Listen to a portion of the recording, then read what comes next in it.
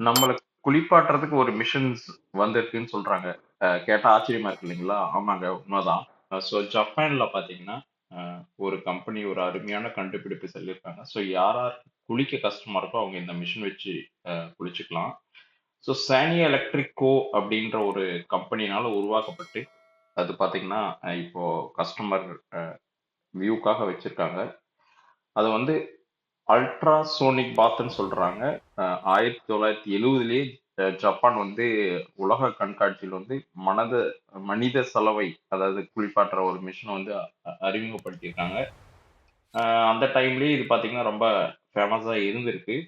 இருந்தாலும் இப்போ அ திரும்பவும் வெறும் 15 நிமிஷத்துல நம்மள வந்து மசாஜ் பண்ணி, சுத்தப்படுத்தி, நமக்கு ட்ரைனஸும் பண்ணி குடுத்துரும்னு சொல்லியிருக்காங்க. ஆனா இன்னும் ஒண்ணும் பெருசா முக்கியத்துவம் இன்னும் வரல வணிக ரீதியா. ஏன்னா யாருமே அத விரும்பல. ஸோ 50 ஆண்டுகளுக்கு பிறகு திரும்ப வந்திருக்கு. ஸோ எந்த அளவுக்கு ஒரு யூஸ் இருக்கும் என்னான்னு தெரியல. பார்ப்போம். ஸோ இத பத்தி வேற ஏதாவது தகவல் தெரிஞ்சுச்சுன்னா கண்டிப்பா ஷேர் பண்றோம். நீங்க என்ன நினைக்கிறீங்கன்றத கண்டிப்பா கமெண்ட்ல சொல்லுங்க. நம்ம சேனல ஃபர்ஸ்ட் டைம் பார்க்குற மாரி இருந்தா சப்ஸ்கிரைப் பண்ணுங்க.